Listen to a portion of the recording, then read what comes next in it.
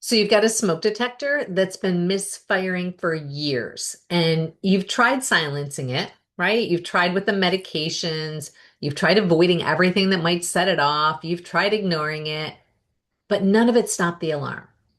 Because here's the thing that nobody's telling you. You don't silence a miscalibrated smoke detector by removing the batteries.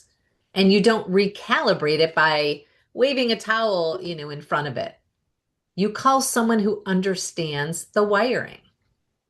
Now, over the past 2 weeks, I've walked you through what the amygdala is, how it connects to your migraines, and why the inflammation overload loop keeps the alarm firing even when you feel like you're doing everything right.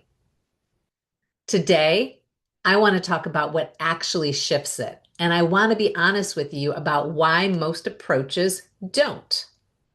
Now, triptans, they abort a migraine in progress, right? They do not talk to the amygdala. They don't address why the threshold dropped in the first place. Preventative medications, beta blockers, anticonvulsants, CGRP inhibitors, they reduce frequency for some women, but they work on the output of the system, not the driver. The alarm still has the same sensitivity. You're just muffling the sound. And then there's Botox. It numbs the pain signal pathway. Again, output, not driver. Elimination diets, they might remove some triggers. But if your threshold is low enough, you'll find new triggers to replace the ones that you removed. Because the problem isn't the steam from the shower, it's the smoke detector set to hair trigger. None of these approaches are wrong. Some of them help, but none of them recalibrate the alarm. Recalibrating a nervous system that's been in chronic threat mode requires addressing what put it there. That means looking upstream. It means asking what is creating the inflammation load? What is disrupting the hormonal regulation? What is the gut doing? What are the genetics telling us about how this particular woman's body processes stress and toxins?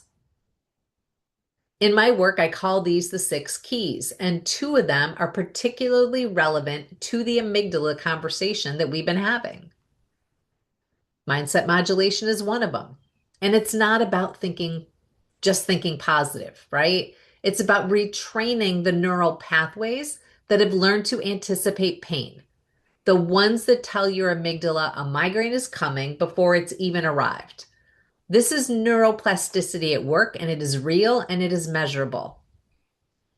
And then there's circadian responsivity, and it's about restoring the natural rhythm that regulates cortisol, melatonin, and the nervous system's ability to cycle between activation and rest.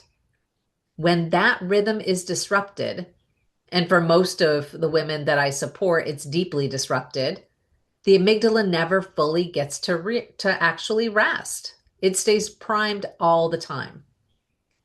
But here's what I want you to really understand. The six keys work together. Addressing one without addressing the other, it's like recalibrating a detector without fixing what's causing the smoke.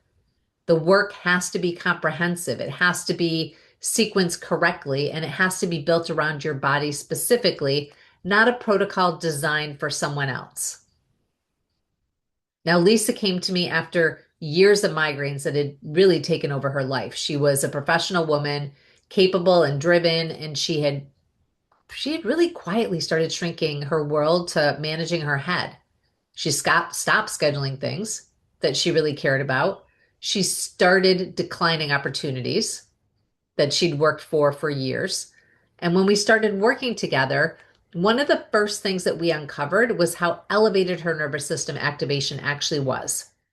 Her body was in this constant state of low grade threat. Every time we reduced one layer of the inflammation load, her threshold shifted. Her amygdala started to get the message that the danger wasn't constant anymore. She told me at some point, she felt like she got her actual brain back.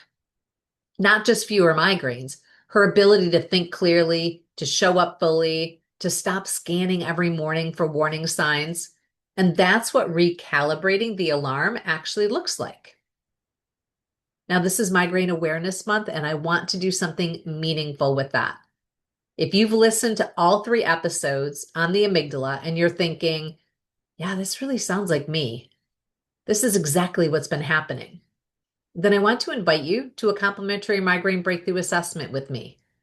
This isn't a doctor office visit where you wait 45 minutes, get 5 minutes of FaceTime, and walk out with a prescription and more questions than you came in with. This is a real conversation about your history, your patterns, what your body has been trying to tell you for years. You're going to walk away with actual answers, not just like, let's wait and see. Not, have you tried this medication? You're going to walk away with real clarity about what's driving this for you specifically and what the path forward actually looks like. That's what this conversation is designed to give you. The link to schedule that is in the show notes, and spots are a little limited.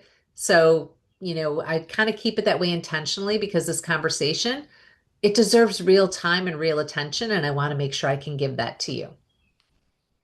Most women who find this podcast have already been through the ringer.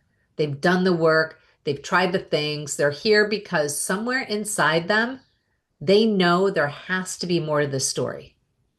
That instinct is right. And I hope these 3 weeks gave you some of that story.